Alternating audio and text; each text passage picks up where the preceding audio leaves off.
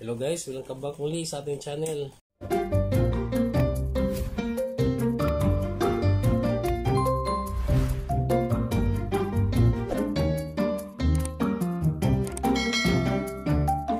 At saka ito na yung sinasabi kong tutorial natin kung paano hanapin ang tamang wiring ng ating 6 wires na washing machine timer.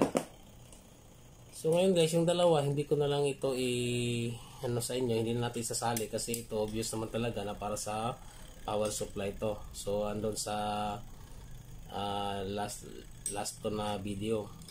So ito power. Itong apat na lang na ito yung hanapin natin yung tamang wiring. So kung alin dito ang para sa papuntang motor at saka yung papuntang sa may drain na knob, sa may drain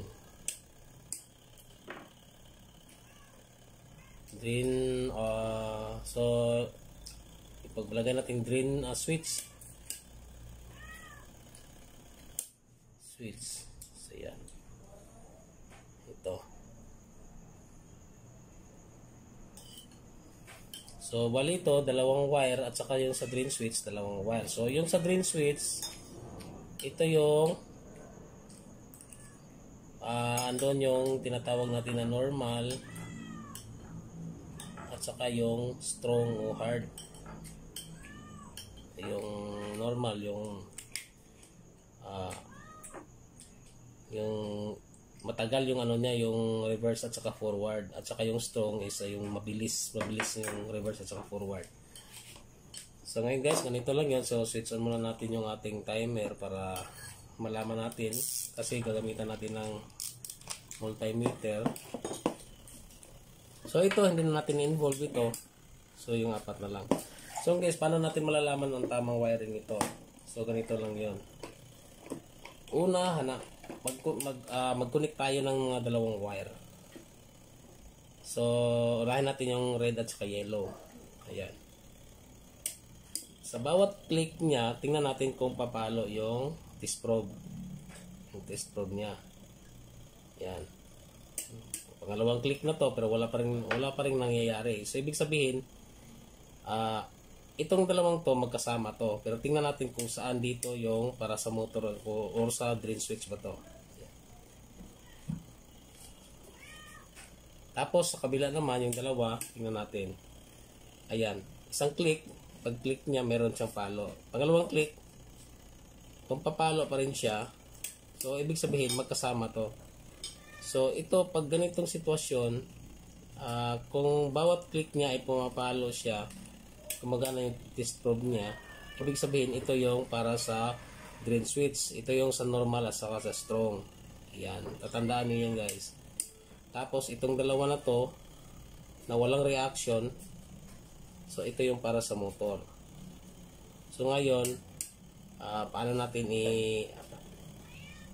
tawag doon para ma-justify talaga natin na ito talaga yung para sa motor at ito yung para sa drain. So ngayon kukuha tayo ng isang linya.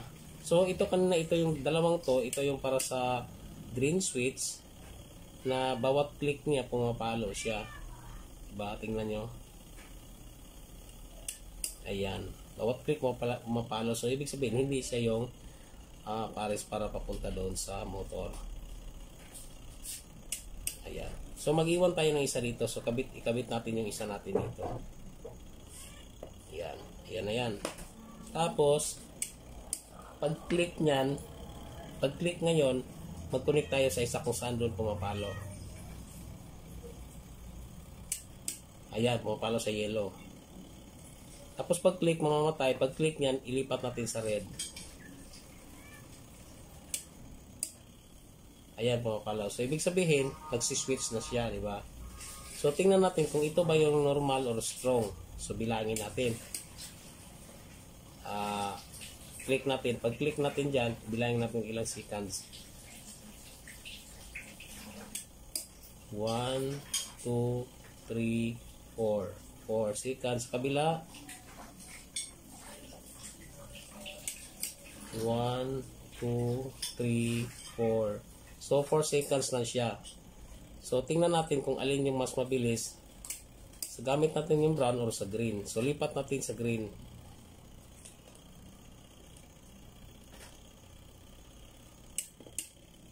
Yan, tingnan natin.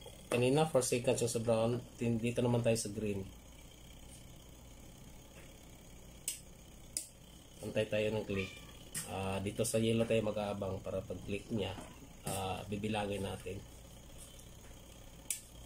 1, 2, 3, 4, 5, 6,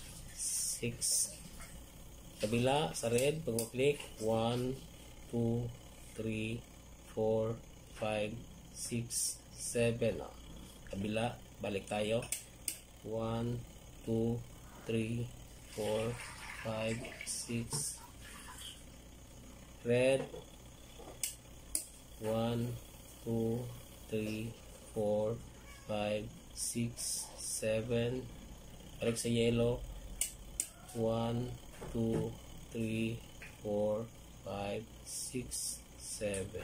So 7, nasa 7 or 6 seconds siya. So ibig sabihin, itong green na to, ito yung mas matagal. So dito yan sa normal. Itong 4 seconds lang to sa strong. So ayan lang guys, iba kuha. Mabilis lang no hanapin. So ayan lang guys, kung medyo nalilito pa rin kayo, balik-balikan nyo na lang yung video ko. Tapos ang pinaka-importante, huwag kalimutang mag-subscribe kung bago pa lang kayo sa channel ko. Saka paki-like and share na lang din po. So sana ay na may naiambag itong kalawang para sa inyong lahat. So hanggang dito na lang yung tutorial natin. Paalam at saka God bless po sa ating lahat.